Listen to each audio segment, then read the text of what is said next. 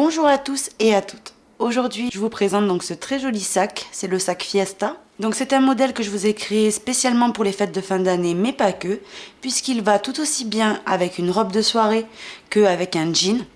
Donc vraiment cet effet métallisé, il est hyper moderne, il va vraiment avec plein de tenues. Donc voilà. Il est réalisé avec le nouveau fil, donc Raffaello, c'est du raffia 100%. Et puis vous allez voir la tenue qu'a ce sac en fait. Je vous le montre à plusieurs reprises dans la vidéo. C'est vraiment quelque chose de spectaculaire et surtout il est vraiment très très léger. Donc voilà, écoutez, ça c'est ce qu'on va faire aujourd'hui. Pour réaliser ce magnifique sac, donc on dirait tout en métal, il va vous falloir donc 2 pelotes de Raffaello, en sachant que vous allez utiliser de la deuxième pelote environ 20 grammes. Vous voyez, pas plus. Donc voilà, pour vous donner une idée, ce sac-là, il fait même pas 300 grammes. Donc il est vraiment inutile de vous le dire, extra léger. Donc voilà, avec ce qui vous restera de l'autre pelote, vous pouvez faire tellement de choses. Un autre sac, donc un autre modèle, vous en avez plein. Vous pouvez faire des sets de table, une petite boîte, enfin une boîte quoi. La bonbonnière par exemple qu'on avait fait, ça tient parfaitement. Donc voilà, plein de choses. C'est vraiment très économique pour avoir ce genre de sac. Parce que vraiment, franchement, avec un autre fil, vous n'avez pas ce résultat-là. Il est vraiment très rigide. C'est facile d'entretien. Vous passez, vous voyez, une câlinette ou voilà, un microfibre. Et il est propre, enfin vraiment génial. Donc, vous allez crocheter tout ça avec un crochet 4,5. Il va vous falloir une aiguille à laine avec le gros tronc, une paire de ciseaux, beaucoup de marqueurs au moment d'assembler le fermoir. Ça aide vraiment beaucoup.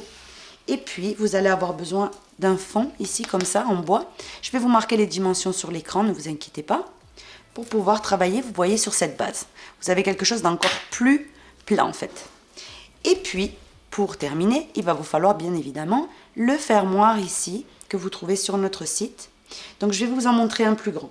Donc, le fermoir, le voici, avant d'être habillé, bien sûr. Vous voyez, ce sont des fermoirs pour faire des sacs style Bottega. Donc ne vous trompez pas, puisqu'à chaque fois que je publie ce genre de tutoriel, vous vous trompez et vous prenez par exemple la grande taille et après vous ne savez pas quoi faire avec à la maison. Donc pour l'instant, vu que je n'ai pas prévu de faire un tutoriel avec la grande taille ou quoi que ce soit, prenez bien la petite taille. Je vous marque la taille sur l'écran. Donc voilà, ce sont des fermoirs pour avoir ce genre de sac moderne. Il vous faut cela. Donc voici de quoi vous allez avoir besoin pour le réaliser. Donc je voulais juste vous montrer l'intérieur, vous voyez il est vide complètement. Donc tous ces matériaux-là, vous les trouvez sur notre boutique lydiacrochettricot.com. Pour commencer, je vais vous donner donc toutes les mesures du sac. Donc ici, de vraiment là où ça commence la partie métallisée, jusqu'en haut, il fait donc 22 avant d'assembler et avec le fermoir, on monte jusqu'à 24. De largeur totale, il fait donc vraiment, si je me mets deux moitiés d'un côté, ici, hop, et moitié donc de l'autre côté. Alors que je le mette bien, on atterrit ici sur 44 cm. Ce joli sac, je vais vous le faire cadeau bien sûr, c'est normal, donc plus que jamais en ces périodes de fête de fin d'année. Donc tout simplement pour avoir le sac, il vous suffit de passer une commande. Donc bien entendu, vous achetez ce dont vous avez besoin. Toutes les commandes qu'on aura reçues depuis la date de publication de ce sac jusqu'à la date que j'ai notée juste en dessous sur l'écran. Tous les numéros de commande qu'on aura reçus, on les mettra dans un logiciel qui s'appelle Pickout. Le logiciel tirera au sort un numéro parmi toutes les commandes et ça sera cette personne-là qui remportera le sac. Donc elle pourra le recevoir donc à la maison, on lui enverra. Donc voilà, sur ce on peut passer au pas à pas. Je vous souhaite bonne chance à tous et à toutes. On va venir commencer en prenant donc notre fond en bois, vous voyez perforé. Et en fait vous allez prendre le côté que vous préférez le plus. Il y en a un plus foncé que l'autre. Donc voilà, peu importe vraiment quel côté vous allez choisir. Donc moi ici, je vais venir choisir celui-là comme principal. Donc on va venir avec le crochet 4,5 et le fil Raffaello doublé. Vous voyez, vous le faites de la couleur que vous souhaitez bien évidemment.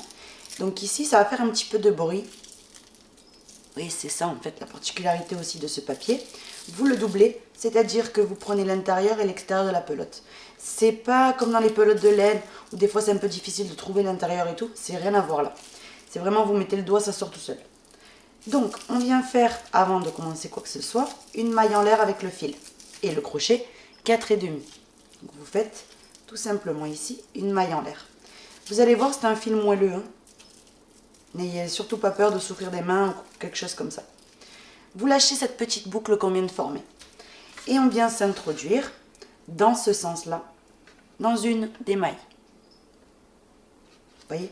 Mais on va venir, regardez, avant tout, vous allez prendre ici des marqueurs et vous allez venir marquer, regardez bien. Ici sur le côté, comme vous pouvez voir, vous avez comme 1, 2, 3, 4 et 5 trous. Vraiment qui font l'angle. Donc on va venir ici se concentrer dans les 3 du centre. Donc vous marquez ici. On va venir marquer avec le marqueur le deuxième et comme ça on saura que lui de ce côté-là et lui de ce côté-là, il y aura une augmentation. Ici, vous voyez, regardez. On continue. On vient chercher le même de l'autre côté. Ici. Vous marquez ici avec le marqueur. Et comme ça, vous êtes tranquille. Donc, entre les deux, vous voyez, j'ai laissé 1, 2, 3, 4, 5, 6, 7, 8, 9, 10. J'ai fait exactement la même chose et j'ai laissé entre les deux marqueurs, vous voyez, 3, 6, 9 et 10. Maintenant, on récupère notre fil. Et on va venir, donc ici dans le premier rang, sûrement qu'il va y avoir du bruit, mais en réalité après, ça va aller beaucoup mieux. Là, comptez bien que ça, normalement une personne normale, quand elle crochette, elle le met sur elle, vous voyez, devant vous, sur vos jambes. Mais le problème, c'est que là, je dois le faire sur la table, du coup, ça se peut qu'il y ait un petit peu de bruit. Donc, on vient se rattacher juste avant ce marqueur-là, dans ce sens-là. Donc, vous avez votre côté principal, vous plantez le crochet comme ça. Vous récupérez cette petite boucle qu'on est venu former et vous la faites glisser à travers ce tronc. Vous faites maintenant une maille en l'air. Donc ici. Alors, vous séparez bien les deux petits morceaux, vous les mettez ici contre le fond et on peut commencer à travailler. Une maille en l'air, vous voyez? Ici même, vous repiquez dans le même trou, ça rentre, hein? Vous ramenez votre fil et vous faites ici une maille serrée. C'est la première de votre rang. Maintenant, ici même, toujours au même endroit, on en refait une deuxième parce qu'on doit faire une augmentation. Donc, vous repiquez au même endroit, vous ramenez votre fil, vous l'allongez un petit peu et vous faites ici la deuxième maille serrée. Aucune difficulté, hein, c'est vraiment juste que ça fait du bruit. On enlève le marqueur. Là où il y avait le marqueur, on refait une augmentation. Rappelez-vous, une avant, une là où il y a le marqueur, une après. Donc là où il y avait le marqueur, je pique, je ramène le fil et je fais une, je pique au même endroit et j'en fais une deuxième. Comme ceci. Maintenant, je vais dans la maille suivante qu'il y avait juste après le marqueur et je refais 2 mailles serrées. Une et au même endroit donc une deuxième. Maintenant, jusqu'à arriver au marqueur suivant, on va faire que des mailles serrées individuelles. Et n'oubliez pas à chaque fois de cacher votre fil en même temps, ça va être beaucoup plus simple. Donc, on pique dans la maille suivante, on ramène notre fil, maille serrée. On pique dans la maille suivante, on ramène notre fil, maille serrée.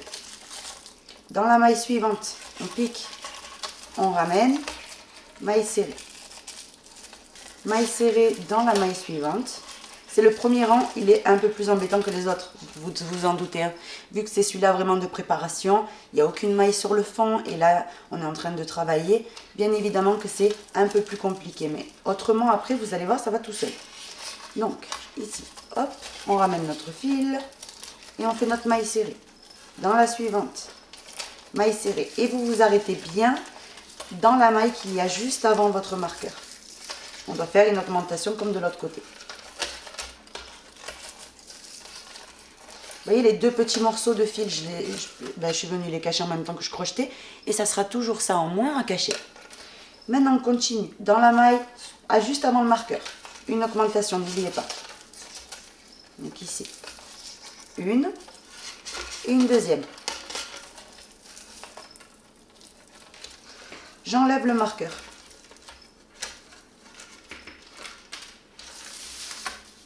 Là où il y avait le marqueur, c'est reparti. Une et deux. Vous voyez? Et vous allez venir continuer comme ça. Juste après, vous avez l'augmentation, comme on a fait de l'autre côté. Hein. 1 et 2. Hop, on remet tout bien.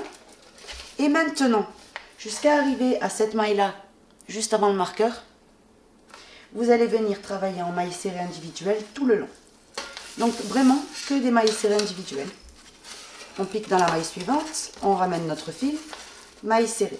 On pique, on ramène, maille serrée. On pique, on ramène, ici, hop, maille serrée. On pique, on ramène, maille serrée. Et vous continuez ainsi. Vous piquez, vous ramenez, maille serrée. Pique, on ramène, maille serrée. Donc vous continuez, on se retrouve quand vous arrivez là. Le fil est tout moelleux. Je vous promets que la difficulté en fait ici pour moi, c'est le fond, vous voyez, de le tenir devant vous, de travailler en même temps. Mais autrement, n'importe quel geste que vous faites, regardez, même si je tiens à peine le crochet, le fil n'est pas du tout compliqué à travailler, vous voyez. C'est vraiment tout mou. C'est tout mou et c'est bizarre parce que tout ce qui est le raffia en fait, qu'est-ce qui se passe? C'est facile à travailler, mais vous avez l'impression que c'est pas possible que ça tienne. Et pourtant, il y a une belle tenue et en plus, c'est léger comme une plume. Donc ça, c'est vraiment excellent. Donc voilà, on continue à travailler, à travailler, à travailler, à travailler. Juste avant le marqueur, on s'arrête et on fait une augmentation ici. J'arrive ici juste avant le marqueur. Là, c'est parti pour une augmentation. Donc, vous ramenez votre fil. Ici, hop. Une maille serrée. Au même endroit, je pique, je ramène mon fil. Et j'en fais donc une deuxième. J'enlève le marqueur. On n'en a plus besoin. Là où il y avait le marqueur, vous refaites une augmentation. Vous piquez, vous ramenez. Une maille serrée. Je pique au même endroit ici.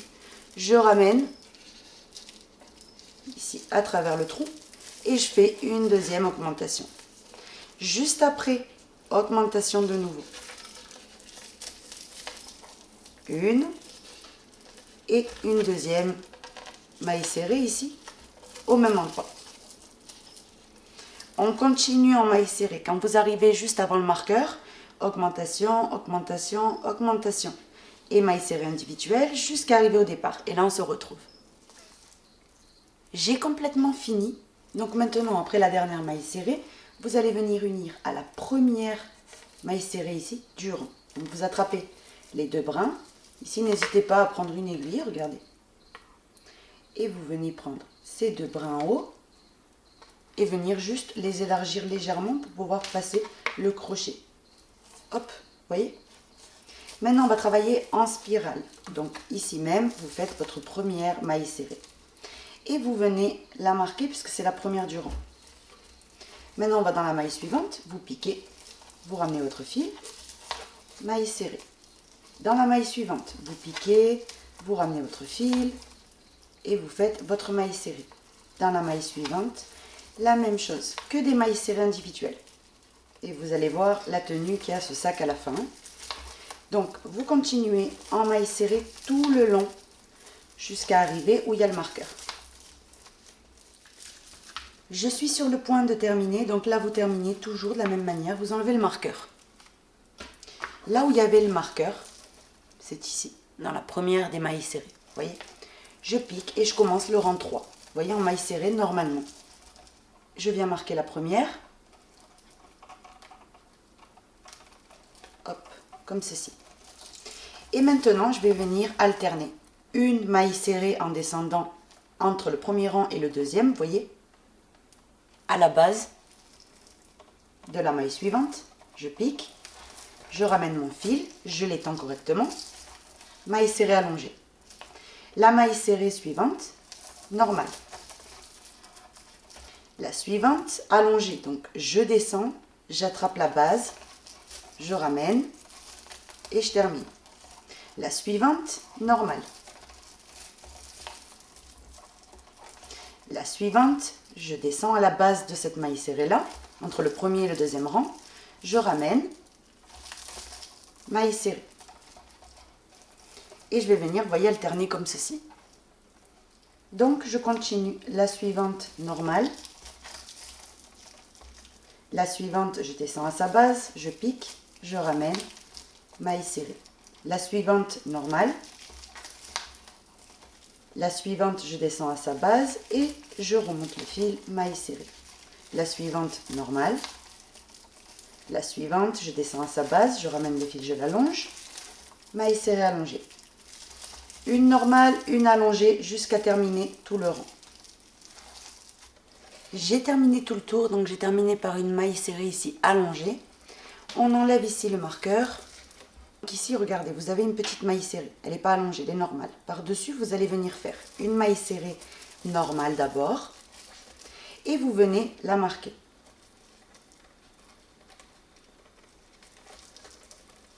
Maintenant, au même endroit, donc dans cette maille serrée-là, je viens chercher sa base qui est là. Je pique, je ramène le fil, ici. Je l'allonge, maille serrée. J'ai fait une maille serrée extra, parce qu'on en a besoin pour que le motif puisse continuer en spirale, tout simplement. Donc à partir de là, il n'y a vraiment rien qui change. Si vous voyez ici une allongée, vous la faites normale par-dessus. Et si vous voyez une normale qui est toute petite, vous venez à sa base et vous venez faire ici une maille serrée allongée. Ici, j'en ai une allongée, donc par-dessus, une maille serrée normale. Ici, j'en ai une normale, elle est toute petite. J'espère que vous voyez bien. Ici, elle est vraiment toute petite. Vous avez une allongée ici, une allongée là, et au milieu, une petite. Donc, vous venez dans sa base, à la base de cette maille serrée là, vous tirez le fil, maille serrée. La suivante, elle est allongée, donc par-dessus, vous en faites une normale. Ici, j'en ai une toute petite. C'est la même chose. Je viens à sa base et je fais ici une maille serrée allongée. Une normale et une allongée. Donc c'est simple, vous faites vraiment l'inverse de ce que vous avez devant vous. Ici, quand vous retroussez tout ça, vous pouvez déjà apprécier la forme que va avoir votre magnifique sac. Regardez comme ça brille, c'est quelque chose d'incroyable. C'est vraiment idéal pour les fêtes de fin d'année. Je suis sur le point de terminer. Donc ici, vous enlevez votre marqueur. J'ai terminé ici par une maille serrée petite, donc normale. Maintenant, là où il y avait le marqueur, c'est une petite maille serrée, celle de l'augmentation de tout à l'heure. Vous venez à sa base et vous faites votre première maille serrée allongée. Vous venez de suite et vous la marquez. Donc avec le marqueur, hop. Maintenant la suivante c'est une allongée, donc je sais automatiquement que par-dessus, je dois faire une petite maille serrée. La suivante c'est une petite, j'en fais une à sa base allongée. Et je vais venir contredire ce que je vois jusqu'à terminer. Ensuite vous enlevez le marqueur et vous faites de nouveau l'inverse de ce que vous êtes en train de voir. Donc tout simplement, c'est vraiment très simple. Là par exemple quand j'enlèverai le marqueur dans le rang suivant, je commencerai par une petite maille serrée puisque là j'en ai une allongée. Donc vous continuez, j'en ai une allongée, par-dessus j'en fais une petite. J'en ai une petite, je pique à sa base, maille serrée normale, longue pardon. Ici j'en ai une longue, donc allongée, par-dessus une normale. J'en ai une normale, j'en fais une allongée. Et je vais venir alterner comme ceci. Donc vous continuez tous les rangs de cette façon jusqu'à avoir la hauteur. Donc je vais vous le marquer dans l'écran. Donc moi je vais continuer de mon côté et on se retrouve. J'ai terminé la hauteur du sac que je souhaitais. Donc au total je vais vous le mesurer.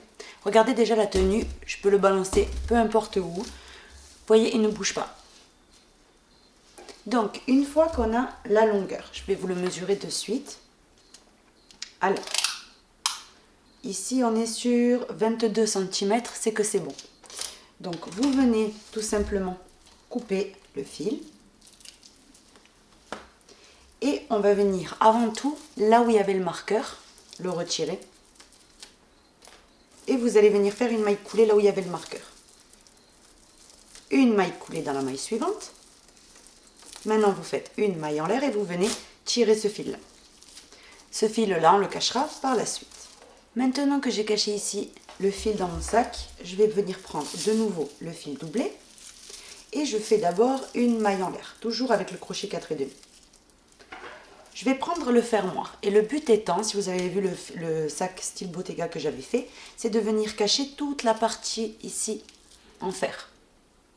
Donc on prend le fermoir comme ceci, le clou vers vous, et vous venez ici accrocher ce fil là. Donc on va venir carrément faire un nœud et on va être comme ça tranquille.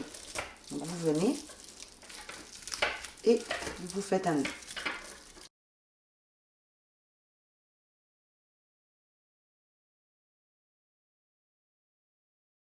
Maintenant, on vient glisser en dessous le nœud. Donc, venez vous positionner, vous voyez, sous le nœud. Vous ramenez la boucle. Et ici, ce qu'on va faire, c'est une maille en l'air. Maintenant, à partir de maintenant, on fait que des mailles serrées. Donc, on pique en dessous. On ramène le fil. On l'allonge, ici. Et on fait une maille serrée.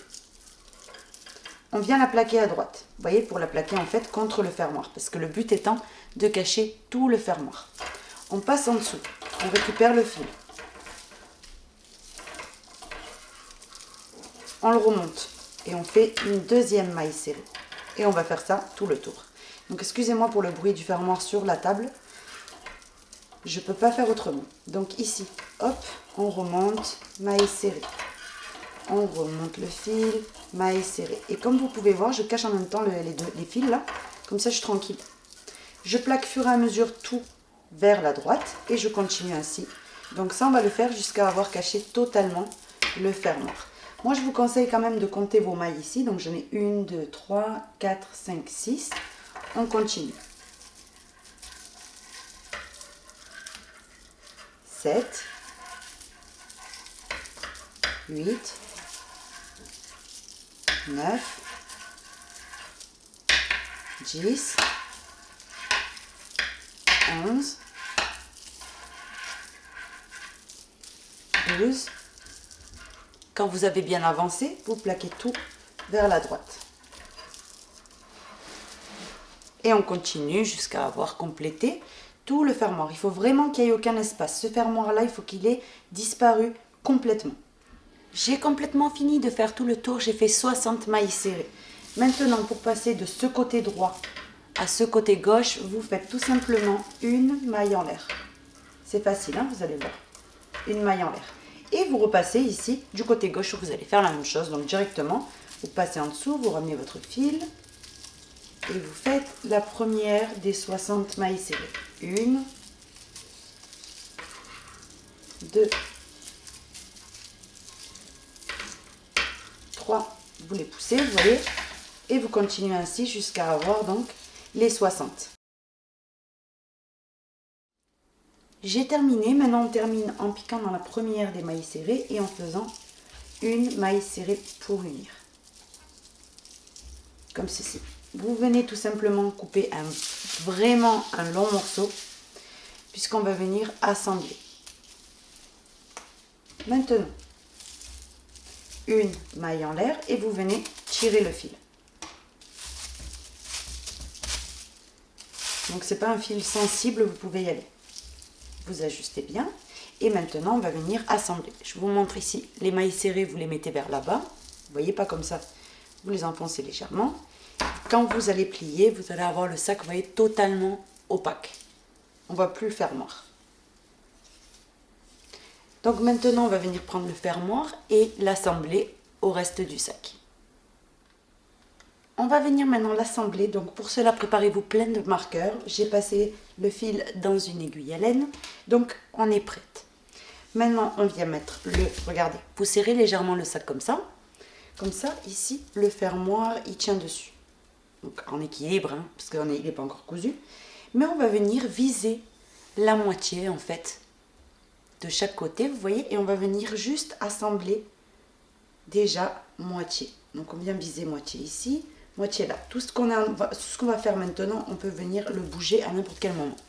Maintenant, vous mettez ici la moitié également. Vous visez approximativement l'autre moitié. Et vous venez prendre un morceau du sac et la maille en l'air ici de séparation. Comme ceci. Maintenant, vous prenez le sac devant vous et vous allez venir fixer les angles pour vous donner une idée. Prenez vos marqueurs, vous mettez ici Et ici, c'est vraiment approximatif. On fait la même chose ici. Maintenant, on vient viser le milieu.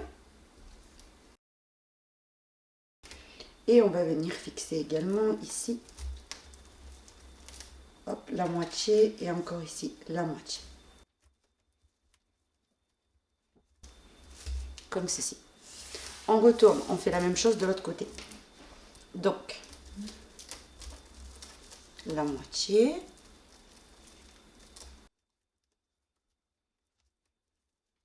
Les angles. Donc là, vous voyez, je vois cache que j'ai pas bien piqué en haut. Donc, je recommence. On prend notre temps parce que sinon, au moment d'assembler, il va être tordu.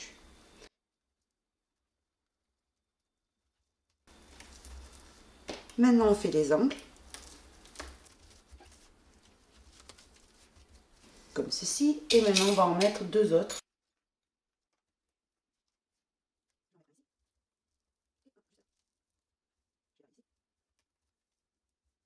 Quand on a ce résultat-là, vous voyez, vous avez tout bien fixé, on peut commencer à coudre. Donc, on va venir prendre ici notre fil et assembler petit à petit. Donc ici, on commence en visant la moitié, hein, là où on a mis le marqueur. Vous vérifiez une dernière fois, si vous voyez que c'est moitié, c'est que c'est bon. Donc, on vient tout simplement, vous voyez, piquer dans la moitié du sac et dans la moitié d'en haut. Et on tire.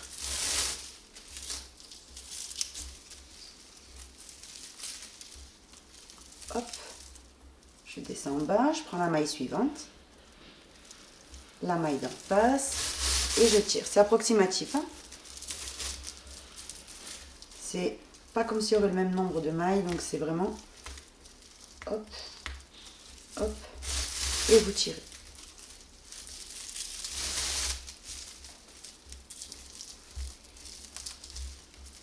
Ajustez-le bien à chaque fois. C'est pas un fil sensible, donc vous pouvez y aller.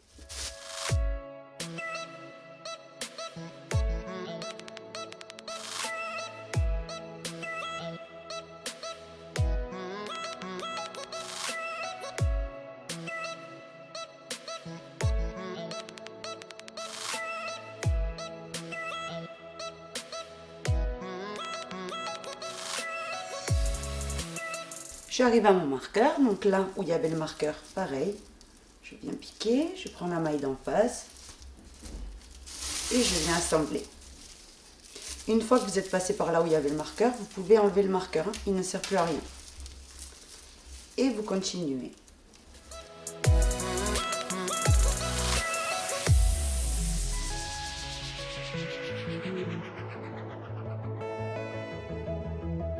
Donc vous allez venir continuer en veillant bien que rien ne se déforme et en regardant toujours que tout est bien droit jusqu'à arriver ici à l'autre moitié. Et on se retrouve. J'ai terminé, j'arrive où il y avait le marqueur, donc je l'enlève et j'unis la moitié de mon sac où il y a la maille en l'air. Et vous tirez. Et maintenant, vous continuez de ce côté-là, exactement comme vous avez uni le deuxième côté, en faisant très attention que le travail, en fait, ne se décale pas. Quand vous cousez, tirez à chaque fois.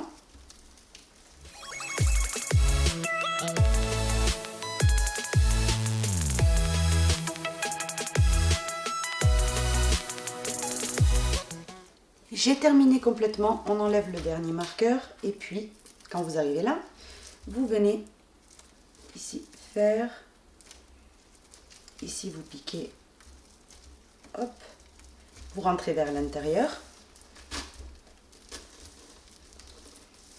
et vous venez ici basculer le sac. Donc là, je vois rien du tout, mais vous faites un petit nœud comme vous pouvez, hop.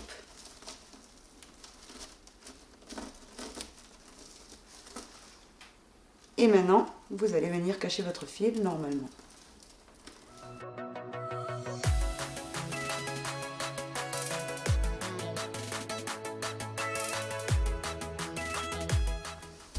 Vous venez couper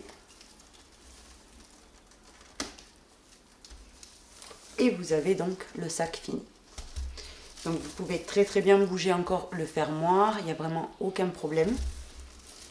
Donc moi je vous conseille de le laisser tel quel, de ne pas mettre fait main ou quelque chose quoi que ce soit, parce que sinon ça va enlever en fait sa classe en fait. Donc voilà, ça va donner un peu trop de détails. Donc voilà le résultat que vous obtenez. Donc ici, vous pouvez lui donner une jolie forme, vous appuyez légèrement dessus, et voilà le résultat que vous avez. Donc je vous montre, je le balance de loin. Vous voyez, il ne bouge pas, c'est vraiment comme s'il était fait tout en cuir, ou voilà, et rigide, rigide. Donc voilà le résultat. Écoutez, j'espère déjà qu'il vous plaît. Moi, je le trouve juste fantastique, je me verrai trop bien avec lui. Donc voici. Avec la base en bas, c'est très solide. Donc le voici. Vous voyez comme il brille? Vous n'allez pas passer inaperçu. Hein? Donc voilà, écoutez, moi je le trouve juste magnifique. Je le trouve tellement moderne. Je trouve qu'il va aussi bien avec une robe, qui pourrait aller avec un jean. Enfin voilà, c'est vraiment magnifique. Ce genre de sac, moi je suis complètement fan. Et puis regardez, hein, il ne bouge pas quoi. On peut le jeter n'importe dans quel angle, il ne bouge pas. Donc voilà, c'est la particularité de ce fil génial qu'on a ajouté. Là c'est 100% sûr, je vais faire tellement de sacs avec. Cet été on va en faire plein, vous pouvez faire aussi des boîtes, des corbeilles, etc. Donc ici je vais mettre des choses dedans juste pour que vous fassiez une idée de tout ce qu'il peut contenir. Je vais mettre 3 pelotes de 50 grammes de laine The Queen et regardez, vous pouvez en mettre, sans vous mentir, bien 20-25. Hein, donc imaginez-vous, voyez la profondeur qu'a le sac. Mais ce qui est bien, c'est que vous mettiez beaucoup de choses ou peu de choses, la forme et tout ne change pas, vous voyez. Donc vous le portez comme ça, c'est comme ça que c'est tendance, sous, vous voyez le bras. Et puis voilà, vous avez votre touche. Ce sac-là, vous pouvez vous en servir comme sac ou bien comme vanichi. Voilà, il y a plein d'options. Donc voici ce qu'on a appris à faire aujourd'hui. Écoutez, j'espère qu'il vous aura plu. Moi, je vous fais de très gros bisous et je vous donne rendez-vous bientôt pour un nouveau projet. Bisous!